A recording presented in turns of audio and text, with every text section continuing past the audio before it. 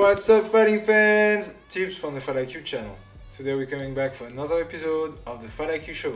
It's about to get hot in here with our weekend preview. I picked 3 fights that will deliver your weekly adrenaline dose and that you shouldn't miss. After that, I'll also recap what will happen in the combat sports world this weekend. So let's get ready to rumble! On my menu, there will be the LFA 188 in Chandler, Arizona on Friday 12th. The UFC Fight Night in Denver, Colorado on Saturday 13th. The Ennis vs Avanesyan boxing card in Philadelphia on Saturday 13th. And the Janibek vs Mihailovic boxing card in Vegas on Saturday 13th. Number 3, I picked Joshua Van vs Charles Johnson. It will be on the prelims of the UFC Fight Night in Denver on Saturday 13th. The flyweight clash that might steal the show this weekend.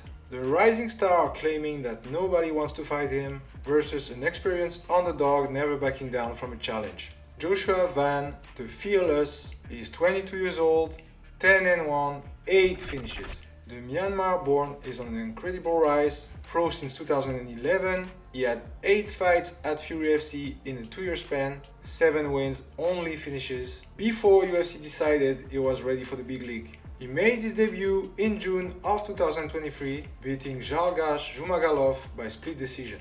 He fought a second time 5 months later, displaying his great IQ and skill set when he beat the tough Kevin Borjas by a unanimous decision. 2 months later, he jumped on a short notice fight versus Felipe Bunes, submitting him in round 2 and getting his 3rd UFC win in a row in only 7 months. He was supposed to fight again after that, but his opponents withdrew or got injured, the last one being Tagir Ulanbekov, who missed weight before their planned fight on June 15th. This triggered him a bit, suggesting that some fighters might be avoiding him. And that's not the case of Charles Johnson.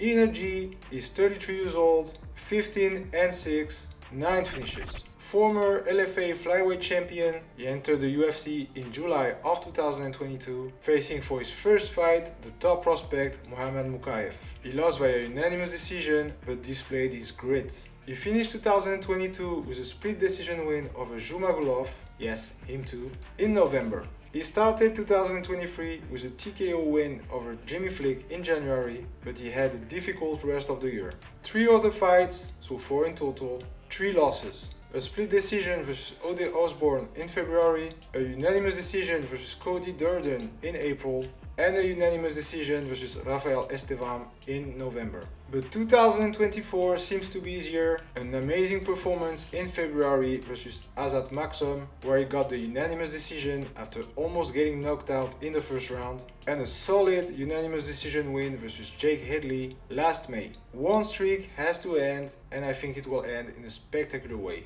Both guys are really good striker with great fight IQ. They can also wrestle and grapple, but I expect them to stay on their feet. And at this game, I think that Van will win. He is faster and has some real power. I don't think he will finish Energy, who proved many times he cannot be finished, but he will put enough pressure and cause enough damage to get the decision. Number 2, Rose Namajunas vs Tracy Cortez, main event of the UFC Fight Night in Denver on Saturday 13th. 2 of my favorite female fighters colliding at the top of the flyweight division. First we have Tug Rose Namajunas, 32 years old, 12-6, 7 finishes. Ranked number 6 in the flyweight division, one of the pioneer of women's MMA, the Ultimate Fighter Season 20 finalist, former 2-time strawweight champion. She's the protagonist of some of the most memorable fights from the last decade. Indeed, she got some highlights reel versus Joanna Jedrzejczyk, Michelle Watterson or Zhang Weili. She overcame a lot in her career, battled against her mental health issues. She would deserve a whole video on her, but that's not the time. After losing a strawweight title to Carla Esparza by split decision in May of 2022, she moved up to flyweight with the goal to become a 2-division champ. Her first fight in that new weight class was versus the top contender Manon Fiorot last September. She lost via unanimous decision, being dominated by the French and also not looking like her best self. She also dislocated her finger in the first round, having a lot of impact on her fight. But in her last appearance, she showed she was not done, dominating Amanda Ribas during 5 rounds last March. She was now supposed to face Macy Barber, currently ranked number 4 in the flyweight division, who had to pull out due to an injury. And that's when Tracy Cortez jumped on this opportunity to climb the ladder. Cortez is 30 years old, 11-1, but only 2 finishes. She started her pro career with her only loss at Invicta FC in August of 2017. But since then, she's on an 11-fight win streak.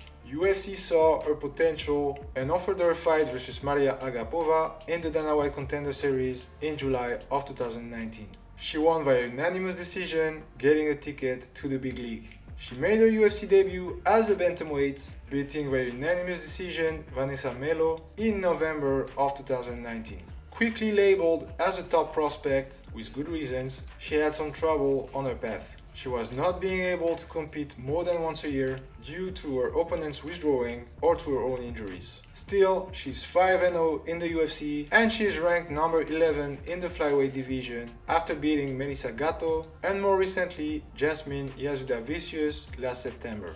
She had a fight schedule with Miranda Maverick, but she couldn't miss that opportunity to fight Namajunas and enter the flyweight top 10.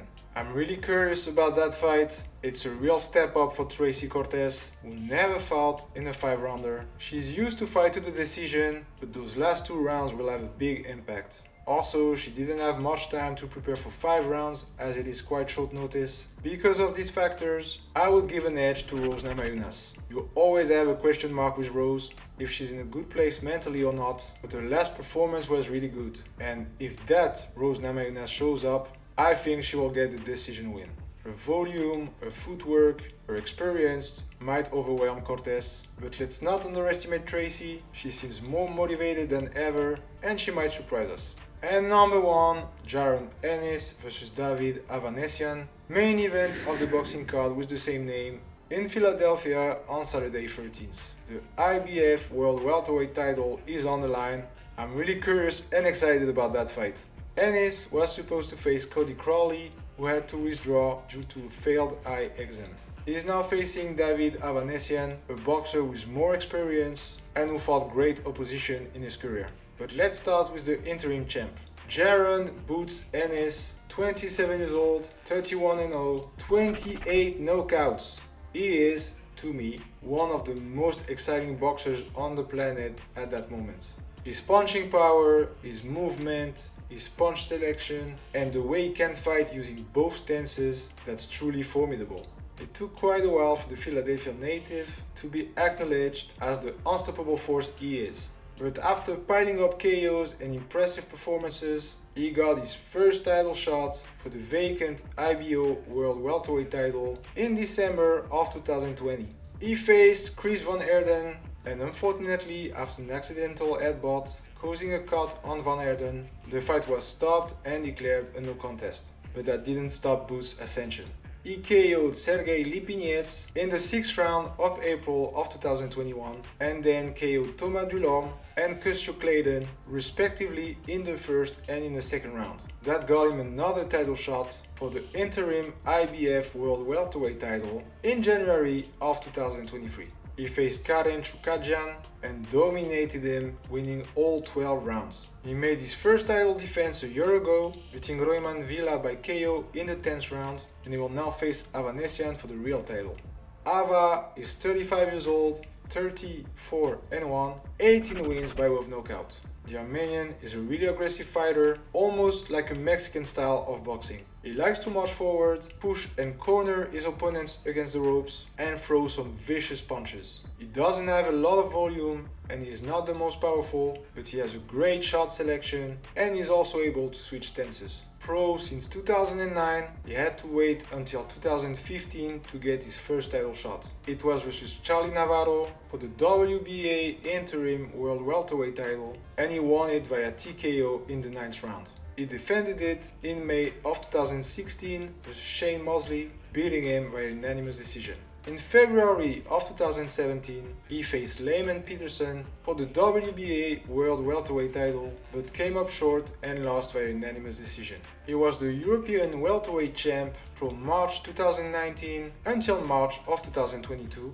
where he won his 6 title fights by KO. That includes Josh Kelly, Liam Taylor and Oskar Metz. In December of 2022, he faced one of the best boxers on the planet, Terence Crawford, for the WBO World Welterweight title. He showed a lot of heart, causing some issues to Bud in the early rounds, but he got knocked out in the 6th round. His last appearance was last December, where he faced Serge Ambomo, an opponent with an 11-55-3 record at 158 pounds, 12 pounds above welterweight, and won via TKO in the 4th round. And that's the big question mark here, the physical shape of Ava. Even at his best, it will be difficult for him to rivalize with Boots, but since his fight with Crawford, he didn't fight a high-level opponent. I expect him to take a gamble and go directly full power on Ennis. And that game plan will highlight Ennis' skills even more. His head movement, his counters, his power,